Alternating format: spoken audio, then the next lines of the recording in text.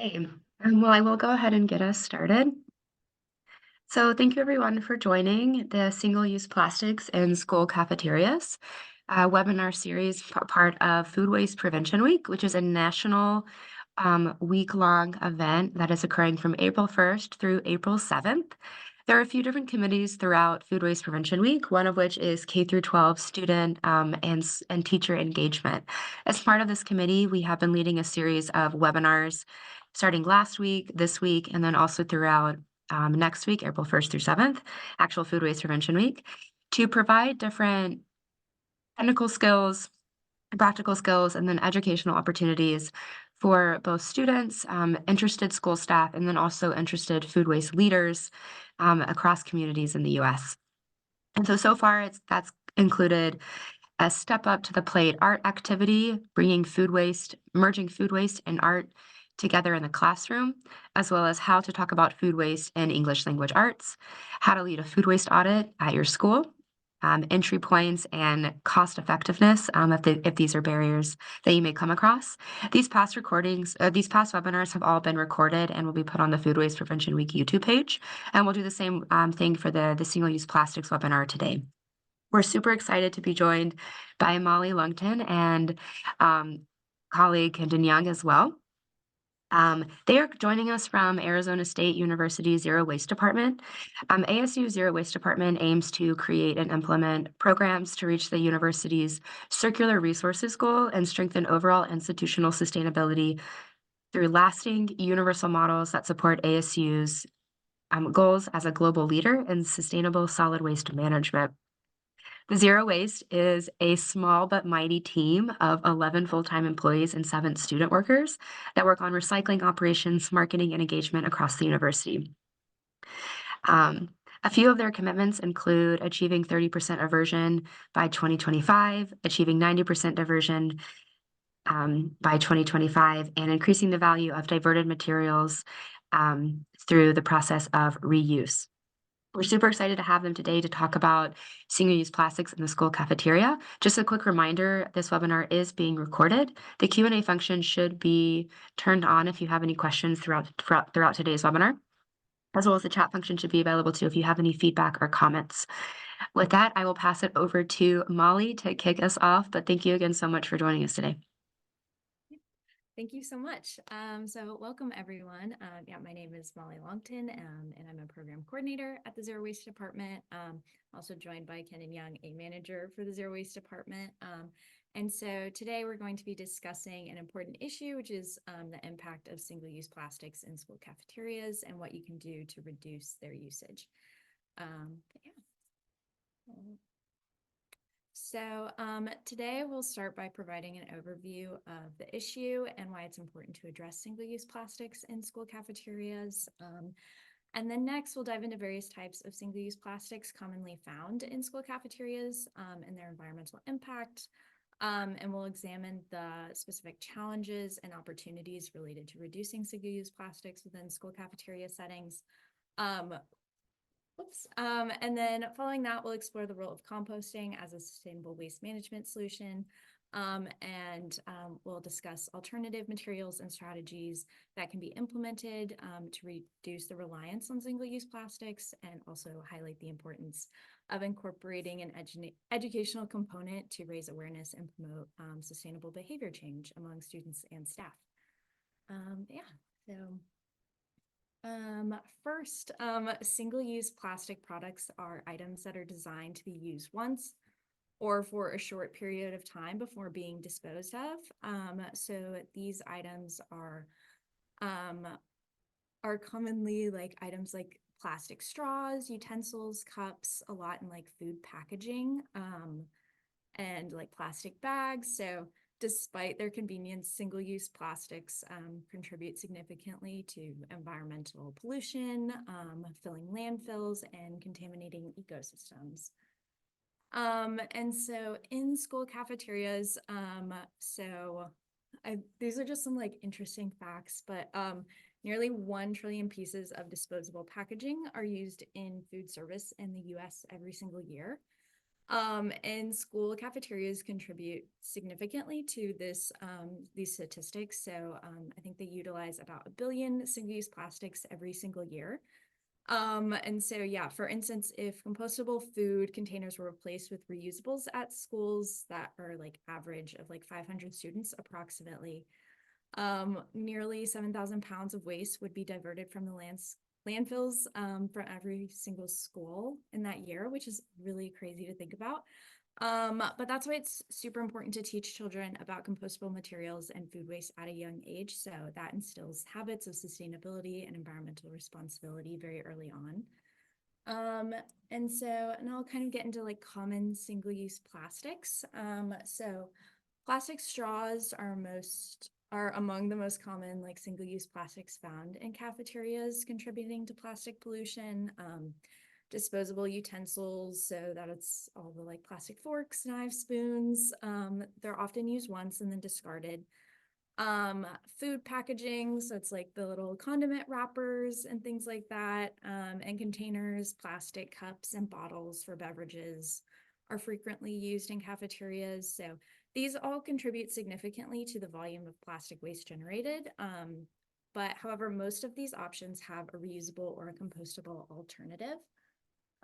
So now we can explore some sustainable alternatives to single-use plastics commonly found in school cafeterias. So some of those alternatives are stainless steel straws, bamboo or stainless steel utensils, reusable food containers and lunch boxes, or like refillable water bottles. So these reusable alternatives offer practical solutions to reduce the dependency on single-use plastics, specifically in cafeteria settings.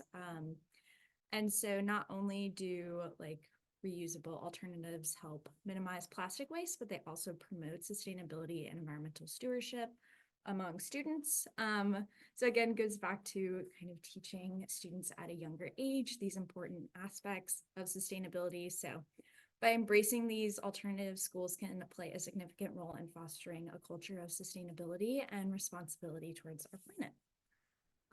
And so in addition to reusable options, compostable options are another great alternative and eco-friendly solution to reduce single-use plastics in school cafeterias.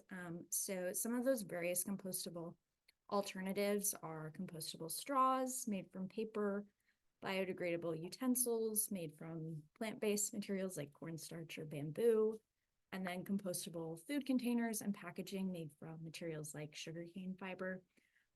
So with compostable alternatives, it is very important to check with your local composting facility to see what is and what is not accepted, because every compost facility might accept different types of materials. So for instance, at Arizona State, we do not accept bioplastics because our compost facility will not accept those. So anything that kind of looks like a plastic, we can't take in our compost facility. So yeah, that's why it's super important to check. But compostable alternatives are designed to break down into organic matter when properly composted, and so that reduces waste and helps the environment. So using compostable alternatives in school cafeterias can help divert organic waste from the landfill and support sustainable waste management practices. Again, so by incorporating these alternatives into the cafeteria, you can help promote environmental responsibility and inspire positive change in students. And so the kind of main issues, I'll kind of touch on the main issues of single-use plastics. So managing single-use plastic waste poses a very unique challenge due to the nature of these items. So these are often very like small items, so like straws, bags, and cutlery are very hard to recycle for a couple different reasons, but they often fall into the crevices of recycling machinery, making them very difficult to process. So many recycling centers do not accept these items due to their size and composition. And moreover, when left alone, plastics do not biodegrade. So instead, they stay in our environment and then just keep breaking down into smaller and smaller pieces over time. So this persistence like contributes to environmental pollution and poses a threat to like wildlife and ecosystems. So Given these challenges, it's essential to explore alternative approaches to managing single-use plastic waste and promoting sustainable practices. And yeah, so building upon the challenges of managing single-use plastic waste, we can explore a transformative approach known as the circular economy. So the circular economy represents a model of production and consumption that prioritizes sustainability by maximizing the use of resources and minimizing waste. So I have an example of this model here, but includes various practices such as sharing, leasing, reusing, repairing, refurbishing, and recycling existing materials and products for as long as possible. So sharing and leasing encourage collaborative consumption and reduce the need for individual ownership and excessive production. Reuse and repair promote extending the lifespan of products and reducing the demand for new products. And refurbishing includes restoring used items to their original condition. So focuses on that aspect of having a second life. And recycling ensures the materials are repurposed into new products, closing the loop of resource use. So the circular economy aims to minimize waste generation, conserve resources, and reduce environmental impact. And so embracing the principle of a circular economy can drive innovation, create economic opportunity, and contribute to a more sustainable future overall. But the idea of circular economy can very easily be implemented into school curriculum just by kind of switching over to those like reusable or compostable alternatives from single-use plastics. And so as we continue to explore sustainable practices, we can shift to kind of composting, which is a natural solution for managing, organic waste. Composting is the process of collecting organic material and allowing it to naturally decay. So this can be used over and over. Organic materials suitable for composting includes twigs, leftover food scraps, fruit peelings. It is important to kind of learn what is accepted in your composting program. So here at ASU, we accept all kind of food products, and paper products. So I always say, if it grows, it goes, which is a kind of fun tagline to remember how to compost here. But yeah, encouraging composting at schools and cafeterias can foster environmental awareness, promote sustainable practices, and empower students to take action for a greener future. So some of the benefits of composting, we can explore some of those benefits in a school context. So benefits prevent organic waste from ending up in the landfill, where it would contribute to methane emissions and environmental degradation. Engaging students in composting activities provides a unique educational opportunity, fostering environmental awareness, hands-on learning, and a deeper understanding of the natural world. And compost can be used to enrich soil in school gardens, supporting hands-on learning experiences in biology and sustainability. And by participating in composting initiatives, students can learn how to properly dispose of their waste at an early age. So this can instill lifelong habits of environmental responsibility and waste reduction. And so the next kind of benefit is another impactful sustainability initiative, which is waste audits. So a waste audit is a systematic process of assessing and analyzing the types of quantities of waste generated in a particular setting. So this can be conducted in like a school cafeteria or workplace. We've conducted a few at ASU. And so the kind of basic steps to conduct a waste audit include start by assembling a team of volunteers and selecting a date for the waste audit to be completed. Identify the waste categories you want to focus on. So that could be food waste or single-use plastics, kind of whatever kind of topic you would want to focus on. And then equip your team with the necessary supplies, if that's tongs, a scale, face masks, gloves, however involved you want the food waste audit to be. And then sort through the collected waste, categorizing items into kind of predetermined categories. And then once the audit is complete, you can analyze the results to identify which waste categories are the highest and assess like opportunities for improvement. So yeah, there are many ways to conduct a waste audit, but these are kind of the basic steps to follow. And so you could easily conduct one in your school cafeteria if you're focusing on food waste, or if you're focusing on single-use plastics, you could even do a waste audit with the kind of waste that you generate in your classroom, just like your classroom, like trash bin or recycle bin. But yeah. And so Arizona State did conduct a waste audit to learn more about like what's actually in our waste streams. And so we found that most of the items in our landfill were either recyclable or compostable. So it's important for everybody to learn how to properly dispose of their waste at a young age. So then that way, once they get to college or continue on with their life, they kind of know how to properly sort waste and kind of improve recycling and composting numbers. But every city has different standards, so it's important to kind of research best cities wherever you are, whether that's cities or a university. But everybody kind of has different standards and rules for composting and recycling. And so as you can see, when we conducted our waste audit, we found a lot of food waste and paper products, plastics. So those are all things that can end up in one of our specialty recycling bins. And so we did find that 43.5% of the items in the landfill were recyclable and 44.5% were compostable. So therefore, we use those numbers as our target goal for the university. So if everyone did properly compost and recycle at our campus, we would meet our goal overnight. And so by doing like conducting a waste audit, it can be a very eye-opening experience for people to see what happens once their waste is thrown away. So a lot of people tend to not think about it after that point. So once you kind of do that process, you kind of learn like, oh, somebody does have to like, touch waste once it does end up going somewhere. So yeah, it can be very eye-opening. And Kendon recently conducted a waste audit with a class here at ASU. So I thought he might want to share his experience with that process. Thank you, Molly. Yeah, so a pleasure getting to chat with you all. These are some pictures of the Global Resolve class, which is working to eliminate single-use plastics out of Barrett, the Honors College.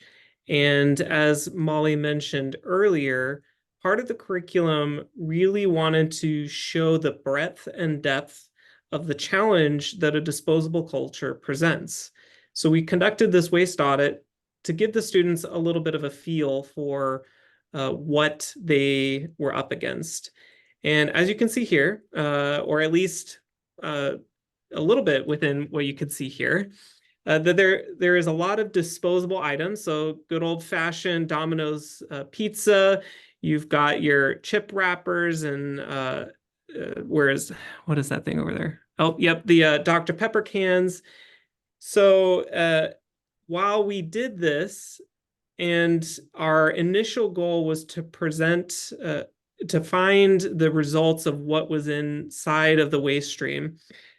The logistics of doing this on this particular day was a bit challenging. It was raining outside, but the core deliverable of the students having this aha moment of actually seeing what is otherwise hidden, something that we don't want to be called out for. We don't want to be known as trashy or over consuming, whatever that might be, that they got to see the effect of their other peers within the community.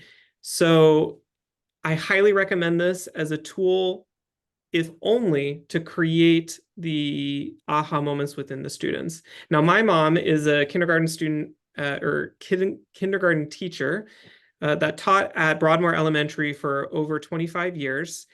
She did a waste characterization just using their recycle bin inside of their classroom. And they, with the students, her students, would then hold her accountable when she would forget to put something in the correct bin. So the effect of this was really impactful for those students. And she worked to incorporate that circular thinking into an additional initiative that Broadmoor Elementary was working towards called the Learning Patch. So not only did the students get to learn about photosynthesis and where food comes from, but they would take their leftover lunches over to a little compost bin that they had in the garden and actually use the newly created compost from their food waste into growing more tomatoes and asparagus and whatever else they got over there. So bringing that full circle really helped to accelerate her students' interest in plants and insects and nutrition, and reinforced the positive effect that putting the right bin in the right container could have.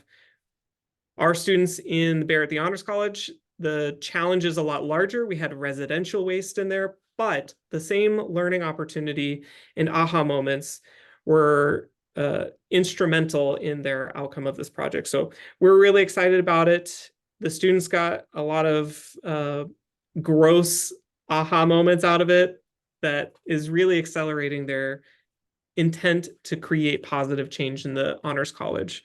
So great tool. And Molly, I'll hand it back to you. Thank you. So yeah, and then now here's some additional resources for you to use to help reduce single-use plastics and conduct a waste audit.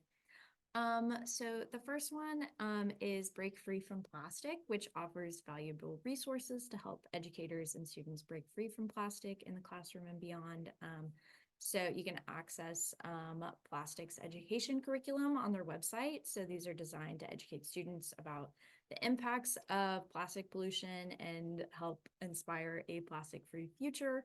And also they have some educator like training programs to help equip with like plastic-free knowledge and more like curriculum and education for your teaching practices.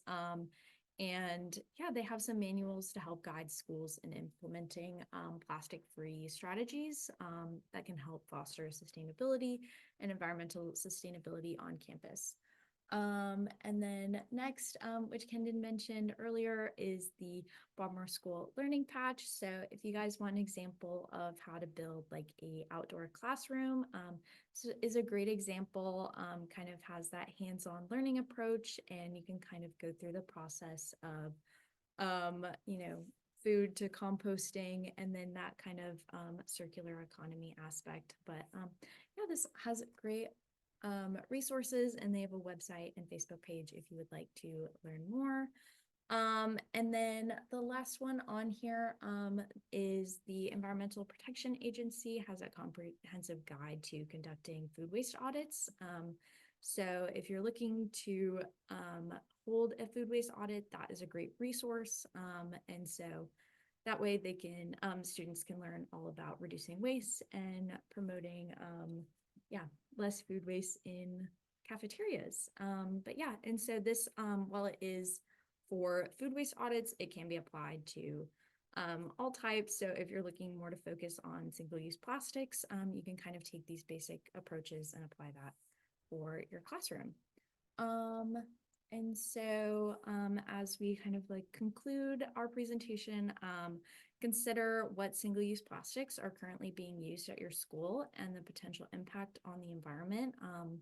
And then you can explore alternatives to those single-use plastics, whether those are compostable or reusable, to reduce waste. And then consider taking steps to conduct a waste audit or establishing a school garden to create more learning opportunities for students to engage with these kind of practices in a hands-on way. And together we can kind of empower more sustainability leaders and foster a culture of environmental responsibility, and inspire future generations to create a healthier planet. And then now I'll hand it back over to Kendon. He has a few questions for everyone to consider. Awesome. Thank you, Molly. So this is kind of the next section of the presentation where we're really curious to hear from you all. What are the things that you think are a main challenge in the schools that you're in to implementing compost programs?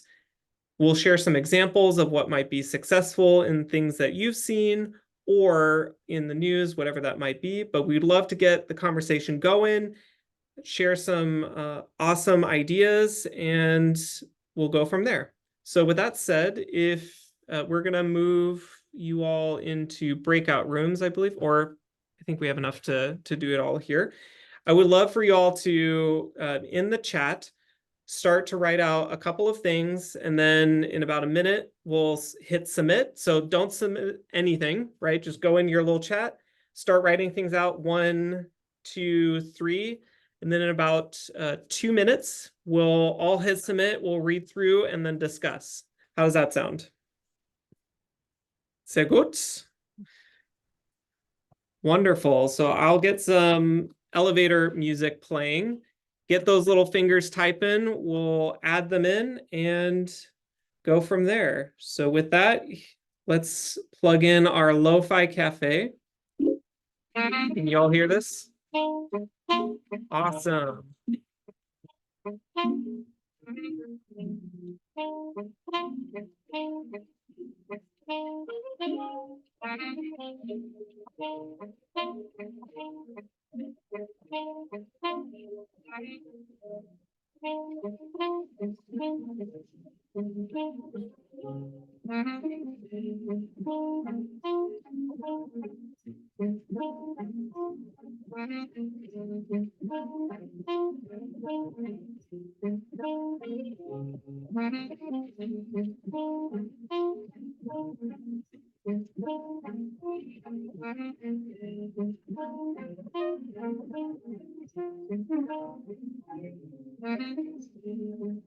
Another 30 seconds.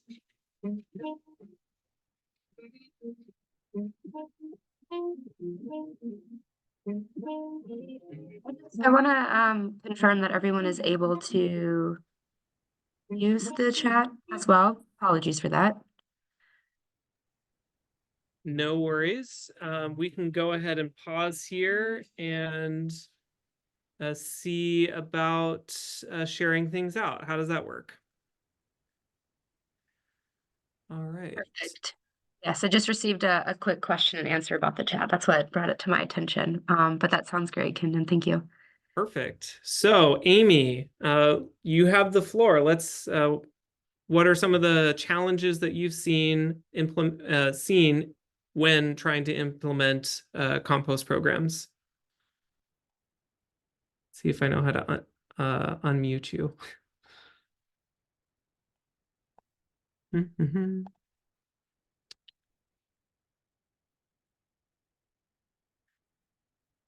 There we go. All right, Amy, go for it.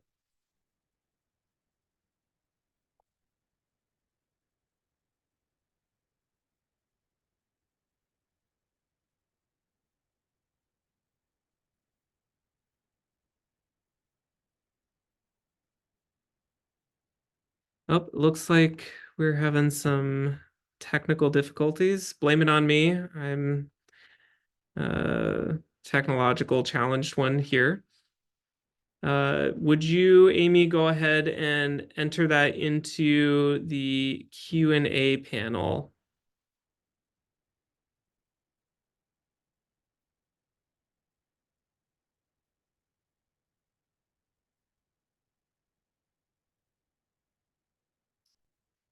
While Amy is entering that in, I'll go ahead and give an example of some challenges that we've seen in implementing compost and compost collection in our spaces. One is, as Molly had mentioned earlier, depending on what compost facility you are working with, not all things are accepted. For many places across the country, things like vegetables, fruits, those are common things that are accepted in compost facilities, especially those that are backyard or low-tech types of solutions. However, there are some others where, for example, at ASU, we have a partner that is at an industrial scale. So that means they're able to add like nitrogen into the solutions. They have a heating and watering component. So we're able to add in many additional things that others don't usually have, including sushi rolls, cheese, chicken bones, all kinds of really funny, yummy stuff. However, bioplastics is still treated as a contaminant, even though it is technically biodegradable. The reason for this is in how the compost is actually processed. So there's an additional step that bioplastics need to go through in order to be able to accept that type of material. So until that capability is added, a plastic-looking bioplastic is seen as a contaminant because it looks and feels like plastic. So an implementation challenge for composting programs that we have in various spots across the university is that those bioplastics look and feel like plastic and therefore are treated as a contaminant in our downstream provider. So making sure that those items are fiber-based, that they feel like a paper-based thing, they look like a paper-based or a wood-based item, really helps with that particular challenge. All right, our next question comes from Amy. Thank you for typing this in. For those that are unable to read the text in the chat, Amy says, I'm coming from OCPS. We are very large and many schools do differently at point of throwing away cafeteria waste. We are working on developing a process that could help all of our schools. Our schools are different sizes and waste is collected differently at most of our schools. We are needing to learn culture of specific schools and find a few processes that people can choose from. So waste is collected differently at the point of user disposing it. So this is a great point, Amy, and a comment or a connection that the university has with this is recycling looks different depending on what city you're in. For example, and I mean quite literally, city of Scottsdale in Arizona their recycling containers are the color pink. In Tempe, they are blue. In Glendale, they're mint green. Then, not only do some of these cities' recycling programs look different, but they actually collect different things. Some cities collect glass, some cities do not. Even though glass is technically recyclable, it doesn't mean that if a city does not collect that material, they may not have established an end user. So, or an end buyer, I should say, to purchase that glass in order to remake it into something else. So you are spot on that working with your school administration in order to figure out where is all of your waste going. Is there an end provider for all or an end buyer for all of those materials? And then trying to find the greatest common denominator. If all of the schools recycle A, B, and Z, and only a couple recycle X, Y, Z, then aligning your signage to speak to the majority is a really great step in unifying the messaging around waste collection and making sure that everyone is on the same page. It's actually an early step that ASU did back in 2008 was to get all of the waste contracts together and then to standardize the messaging and the look of the bins in all of the places that the university is at. So that is a fantastic example that we have used to help get around the challenges of having different folks doing different things. So great idea. Let's move on to the next question. I believe we have a next one coming on.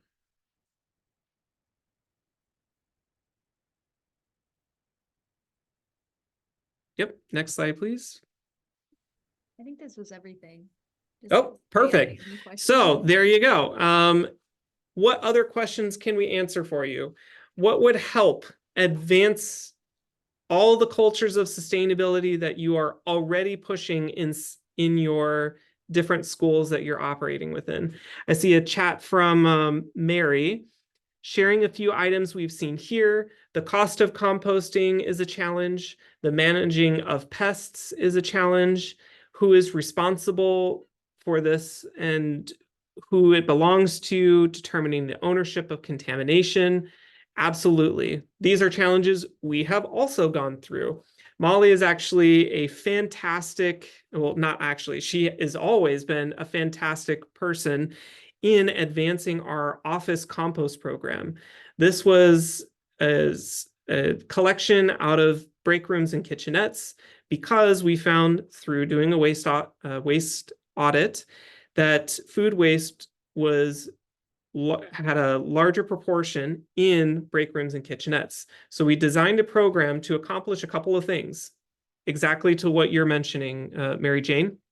One is that with some compost collection, pests can be a challenge. However, we adjusted our program design so that if if some office wanted compost, there had to be at least one point of contact that went through the training of what was accepted and committed to sharing the information with their peers. That was the first stage in addressing any challenges around not knowing how compost works or is managed. The second was that we actually limited the size of the bin. They're only about a gallon size. So by reducing the size, you can also reduce the potential for contamination. We would have sometimes folks that would put the bioplastics in there, and when our team would come to service them, see a couple of bioplastics in there, we added a second element. So not only was the bin shrunk down, but we also put a oopsie slip. This is a little slip that said, oops, we found a contaminant in there. We marked what the particular contaminant was, and we left it on the now emptied bin. Say, hey, keep going, focus on keeping this contaminant out of here, and all will be good.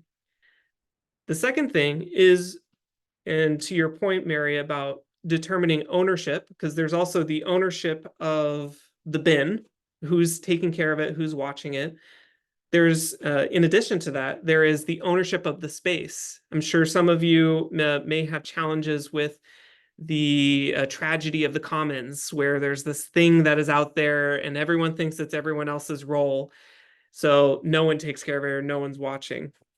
Being able to pivot a team culture to saying, hey, like, I'm going to take responsibility to bring this particular challenge up to the group and say, hey, is anyone else noticing this, or is it just me?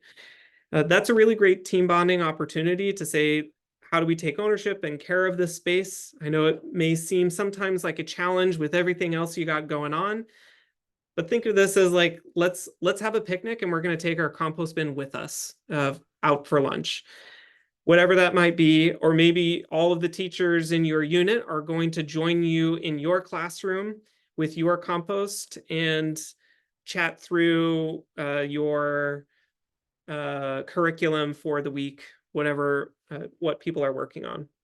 So a couple of ways to address ownership as well as contamination. The last one that Julie is mentioning, and is a continuation of what Mary Jane Chandler had mentioned, is the cost of compost. Yes, it can be costly. However, you can start small. As I mentioned earlier, the idea of starting with fruits and vegetables as a small option in a backyard, quote unquote, compost pile, if you will, is a really great way to test out the concept in a limited, low-cost fashion. Many cities, including City of Tempe, actually give either free or repurposed containers to be used for compost. So schools can absolutely request these, find your own containers out of the used material yard, and start putting in just your fruits and your vegetables. You can incorporate turning the compost pile into part of a class project, people going out and using the compost. So think about how turning the compost and moving it can be part of a variety of different class responsibilities so that you can get around any costs of composting or at least trying things out before you go big. So an additional comment on this is again from Mary Jane Chandler. Fantastic comments so far. Thank you. We do have a compost, or do you have any compost cost analysis that schools can look to for advice on navigating the cost concern and move around this barrier if you're looking to reduce single-use plastics via compostable lunchroom materials, or to begin third-party compost haul services? Yes, we do. That said, it is in a variety of different forms. So one thing that you can look to start things off is to request the total cost of waste management at your particular school.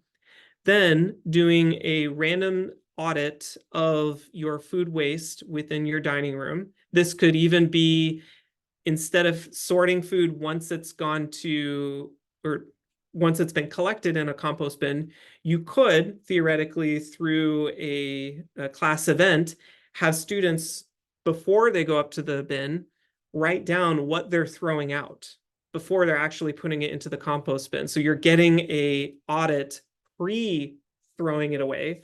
And then you can say, all right, look, we've got, of our waste that's coming out of the cafeterias, we've got about, let's say, 70% of these materials are proteins or meats.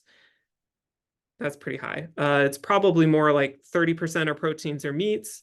60% are breads, carbohydrates, fruits, veggies, etc. And the other 10% are plastics and whatnot. You can use that information to say, if we were to do just a plant and vegetables based program, we would reduce our waste hauling associated with food by 60% in trying out a vegetable and fruit based backyard type of program. You'll be able to pull your costs from your districts if that's available, or if that's collected at your schools. That should be a very easy thing to pull. That's at least to get things started. The big part that I think is really important, especially in K-12, is to show how adjusting the service of eating food in your cafeterias can be integrated into the curriculum of everything that you all are talking about, from earth sciences to nutrition to whatever other programs you're talking about. And that could then, by integrating that, you can then begin to have a cost reduction in expanding collection or expanding waste hauling. Is then just a cherry on top of the mission that you all are there for in the first place, and that's to educate students. So think about that as a particular angle when starting small and then growing into a larger program. Hopefully that answered your question. Are there any other questions that we can talk about?